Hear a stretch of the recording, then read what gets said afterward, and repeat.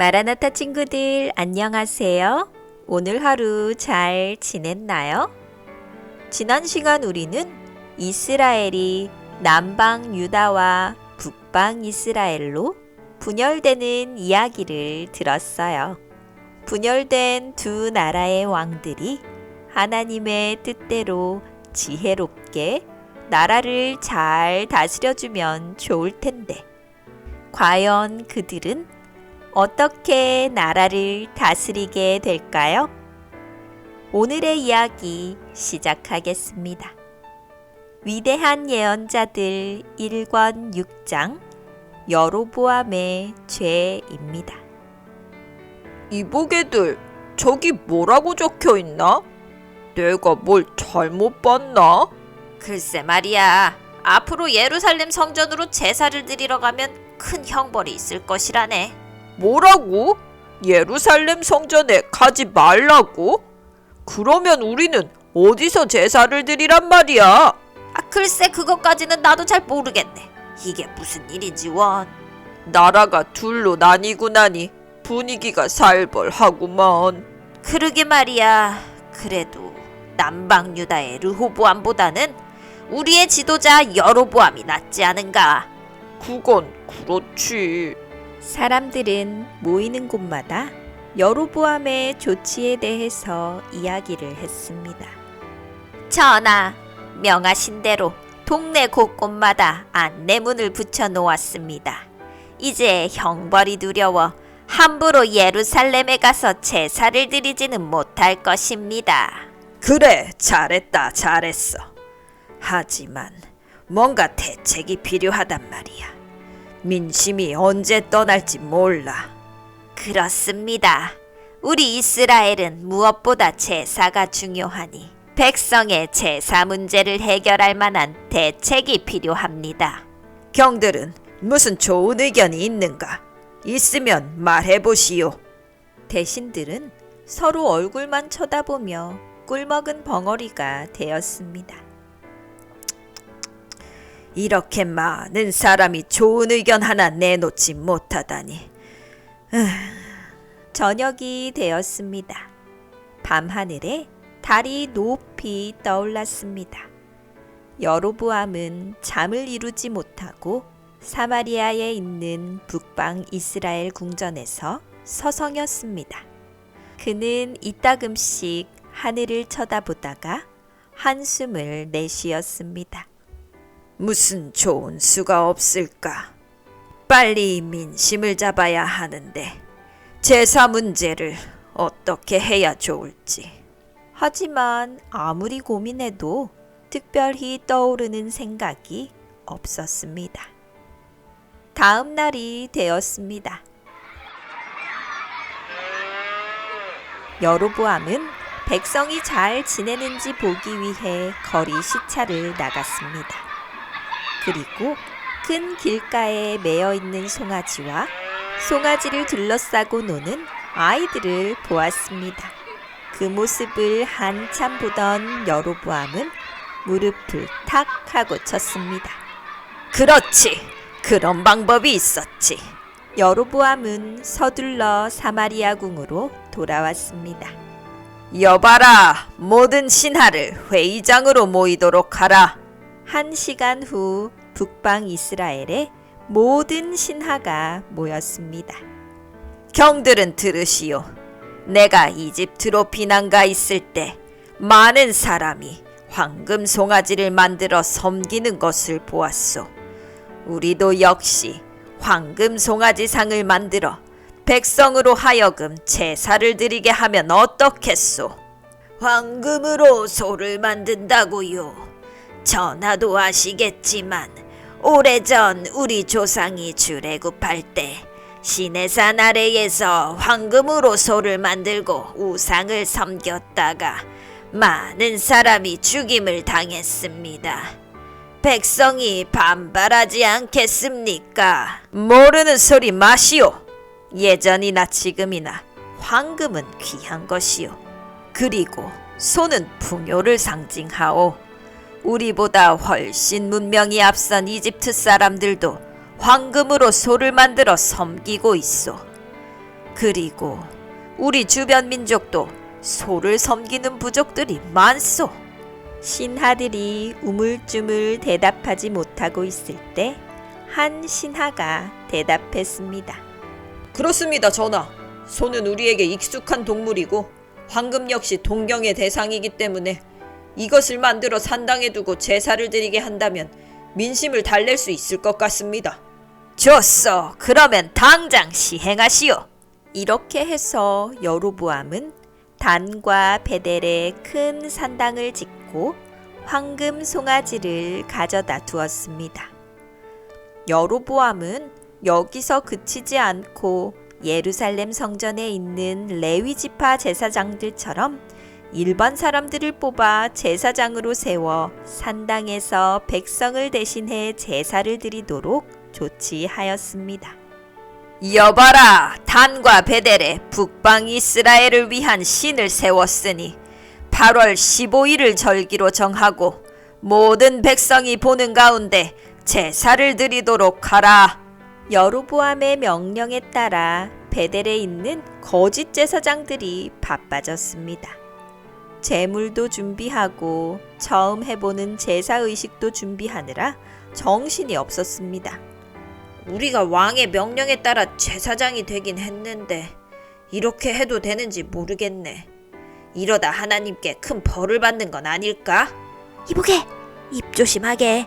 자네 큰일 날 소리를 하는군. 잔말 말고 시키는 대로 하기나 하게. 긴 나팔 소리가 울려 퍼졌습니다. 많은 사람이 모인 가운데 드디어 베델에 있는 산당에서 제사가 시작되었습니다. 제사의식은 제법 엄숙한 가운데 진행되었습니다. 그런데 한참 제사를 드리고 있는데 누추한 옷을 입은 한 사람이 산당으로 걸어오는 것이었습니다. 사람들은 낯선 사람의 등장에 일제히 그 사람을 쳐다보았습니다. 낯선 사람은 사람들의 시선을 아랑곳하지 않고 제사를 드리는 산당 가까운 곳까지 걸어갔습니다. 그리고 제사를 드리는 제단을 바라보며 외쳤습니다. 터나 터나 여호와께서 말씀하시기를 다윗의 집에 요시아라 이름하는 아들을 낳으리니 저가 내 위에 분향하는 산당 제사장을 내 위에 제사할 것이요 또 사람의 뼈를 내 위에 사르리라 하셨느니라. 사람들은 낯선 사람의 외치는 소리에 깜짝 놀랐습니다. 저 사람이 뭐라고 하는 거야? 글쎄, 무슨 말인지 잘 모르겠는데. 그때 갑자기 하늘이 어두워지며 천둥 소리가 울려 퍼졌습니다. 분향단에서 제사를 드리던 여로보암이 천둥 소리에 깜짝 놀라 분향하는 것을 멈추었습니다. 그때 낯선 사람이 계속해서 외쳤습니다. 이는 여호와의 말씀하신 예조라. 단이 갈라지며 그 위에 있는 재가 쏟아지리라. 여로보암은 갑자기 나타나 제사를 망치는 낯선 사람을 보며 화를 냈습니다. 여봐라, 당장 저자를 잡아라. 그때 다시 한번 천둥 소리가 울려 퍼졌습니다. 그러자 제사를 드리던 제단이 반으로 쪼개졌습니다. 예식에 참여했던 모든 백성이 두려워 땅에 엎드렸습니다. 사실 이 낯선 사람은 하나님께서 거짓 제사를 꾸짖기 위하여 보내신 하나님의 선지자였습니다. 여로보암은 병사들을 향해 선지자를 잡으라고 소리쳤습니다. 그러면서 선지자를 향해 손을 뻗었는데 갑자기 손이 굳어지는 것이었습니다. 내 손이 왜 이러지? 여로보암은 손을 부여잡으며 쓰러졌습니다. 손을 움직이려 아무리 애를 써도 손이 움직이지 않았습니다. 마치 돌처럼 굳어져서 꼼짝을 할 수 없었습니다. 여로보암은 그제야 선지자를 바라보며 자신의 잘못을 뉘우쳤습니다. 선지자님, 제가 당신을 알아보지 못했습니다. 하나님께서 당신을 보내셔서 저의 잘못을 막으셨는데 제가 교만해서 하나님의 음성을 듣지 못했습니다. 부디 저를 위해 하나님께 기도해 주시겠습니까? 선지자는 오랫동안 왕을 불쌍한 눈으로 바라보았습니다. 그리고 하늘을 향해 기도를 드렸습니다. 하나님, 여로보암을 불쌍히 여겨 주시옵소서. 그의 기도가 끝나자마자 왕의 손은 정상으로 돌아왔습니다. 이 놀라운 광경을 지켜보던 백성은 모두 엎드려 하나님께 자신들의 죄를 용서해 달라고 빌었습니다. 잘 들었나요? 성경을 보다 보면 여로보암의 죄라는 말을 자주 볼 수 있습니다. 도대체 여로보암의 죄가 뭐길래 그렇게 반복해서 나오는 것일까요? 여로보암의 죄는 다름이 아니라 여로보암이 금송아지를 만들어 백성으로 하여금 우상숭배에 빠지게 한 것을 가리킵니다. 북방 이스라엘은 초대 왕인 여로보암이 금송아지를 만들어 우상숭배를 시작한 이후 끊임없이 국가적 우상숭배에 빠져들게 됩니다. 이런 국가적 범죄의 시초를 놓은 사람이 바로 여로보암입니다. 우리나라 속담에 윗물이 맑아야 아랫물이 맑다 라는 말이 있습니다. 처음 시작을 잘못한 북방 이스라엘은 후손들이 계속해서 선조들의 잘못된 길을 따라 걸어가므로 남방 유다보다 훨씬 빨리 망하게 됩니다. 특별히 우상숭배는 이스라엘의 역사에 계속해서 나타나는 고질병과 같습니다. 이스라엘이 우상숭배에 빠져 잘못된 길을 갈 때 하나님은 선지자를 보내셔서 그들이 잘못된 길을 가지 않도록 경고하셨습니다. 때때로 선지자의 말을 듣고 바른 길로 돌아오기도 하지만 많은 경우 자신들의 고집대로 계속해서 잘못된 길을 걸어가는 것을 보게 됩니다. 결국 그렇게 잘못된 길이 쌓이고 쌓여 좋지 않은 결과를 낳게 됩니다. 안타까운 역사라 할 수 있습니다. 그런데 우리는 여기에서 한 가지 생각해 보아야 합니다. 왜 하나님께서는 이런 역사를 성경에 기록해 두셨을까요? 맞습니다. 바로 우리에게 교훈이 되도록 하시기 위함입니다. 우리도 우상숭배에 빠졌던 이스라엘처럼 우상숭배에 빠질 수 있습니다.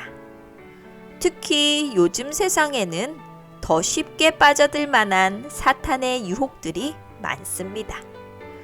하나님께서는 말씀을 통해 그런 유혹들, 세상의 우상들로부터 우리를 보호하고자 하십니다. 여로보암이 더 큰 죄를 짓기 전에 선지자를 보내셨던 것처럼 하나님은 성경을 통해 우리에게 말씀하십니다. 그러므로 잘못된 길을 걸어가고 있다는 생각이 들면 성경으로 돌아가 하나님의 말씀에 귀를 기울여야 합니다. 그렇게 할 때 우리는 더 큰 죄악으로부터 우리 자신을 지킬 수 있습니다. 성경 말씀으로 그리고 예수님께서 주시는 지혜로 세상의 유혹과 우상들로부터 돌아서서 우리 자신을 지키는 멋진 마라나타 친구들이 되기를 감자쌤이 응원합니다.